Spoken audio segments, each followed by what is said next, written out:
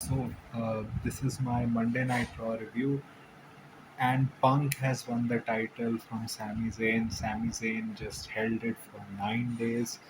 Though I'm sad for Sami, I am happy for Punk. I think they actually did it in a very good way that you were expecting.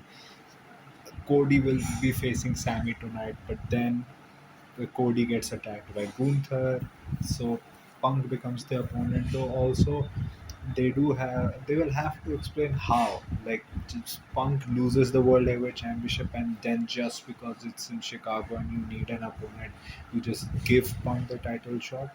And like, what is going to happen with Sami now? Because if if it was a competent booker, I would have trusted them to actually build a really great story out of this for Sami Zayn, of him losing this championship, and now what is his journey going to be again. But I don't trust them to do that. So I think this is clearly said that we're going to get Punk versus Cody at SummerSlam, which honestly I'm very glad about.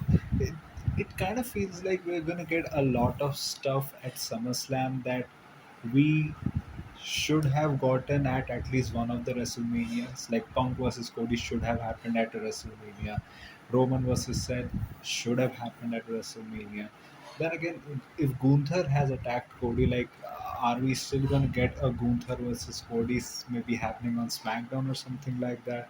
Because Gunther calling Nick Aldis like you failed in wrestling, now you failed as a manager. It kind of feels like they're setting up a match between them at SummerSlam. Again, the Seth promo was very good today, like him talking about how, in a way, admitting that he betrayed Roman because he saw what he was going to be. He saw that he was going to be the number one guy and everything. So he wanted to get the jump on him. So that's why he did that. So I like this dynamic because till now the dynamic has mostly been that okay, Seth did it to be at the top, but it was always about Roman being kind of jealous of Seth rather than Seth being jealous of Roman. Of course, Seth was jealous of Roman, that Roman became the top guy and everything, but it was mostly the story was told from the perspective that Roman just can't get better of Seth. Like Seth always has his emotions in control when it comes to dealing with Roman, while Roman does not. And this time you kind of see that Seth is trying to prove a point rather than Roman trying to prove a point this time.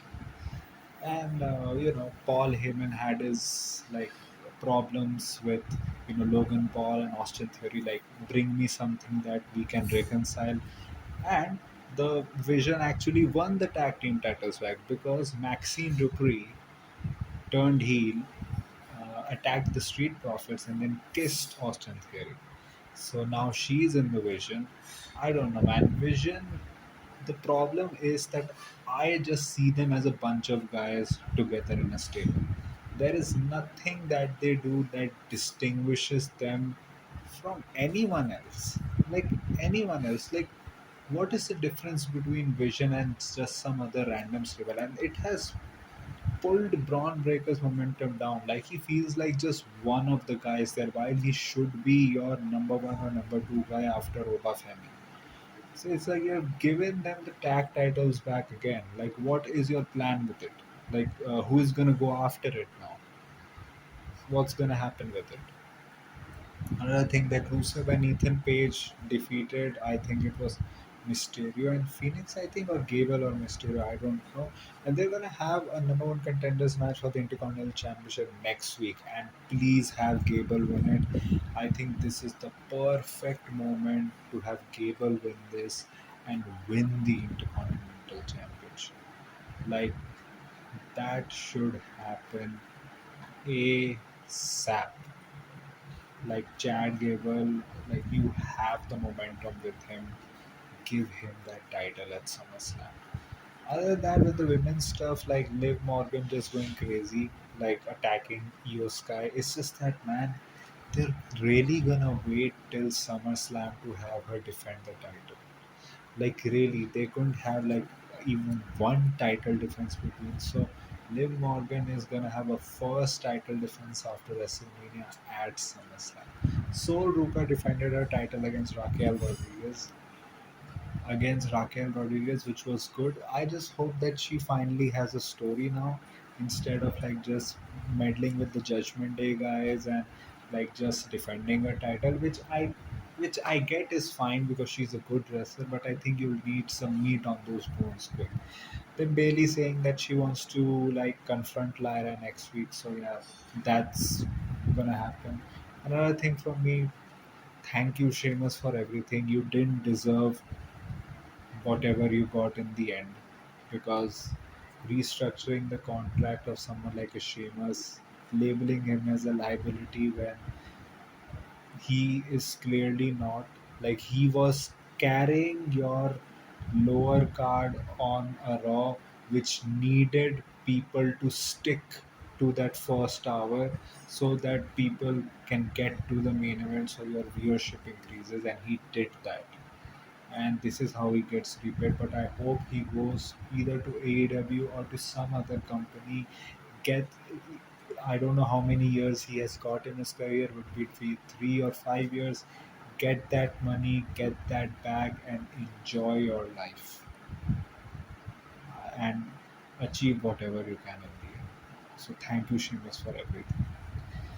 And apart from that, I would say like what LA Knight, man, still LA Knight still being over about how they have edged the audience with the way that they have booked LA Knight for the past year or so, always keeping him near the main event guys, but never really having him in the main event, and then sometimes having him but pushing him out, then putting him in tag teams and everything.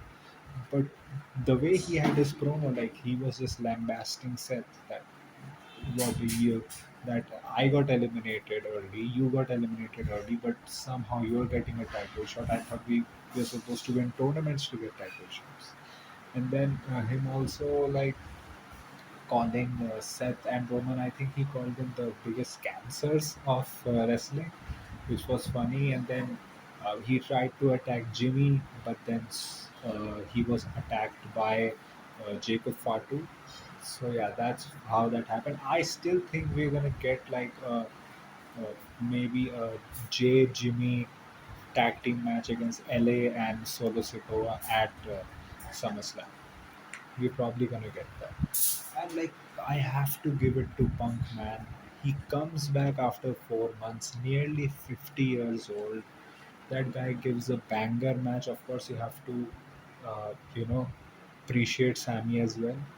But gives a banger match, is looking better in shape, wins the WWE Championship.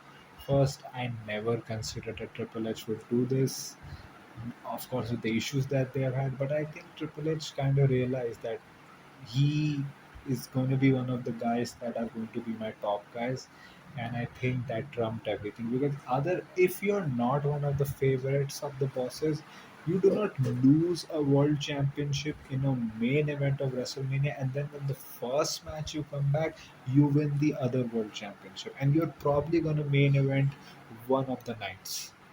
I think that probably I don't think I think maybe one of the nights you're gonna have Punk and Cody main event, and maybe the second night they can decide between Roman and Seth or Oba and Brock.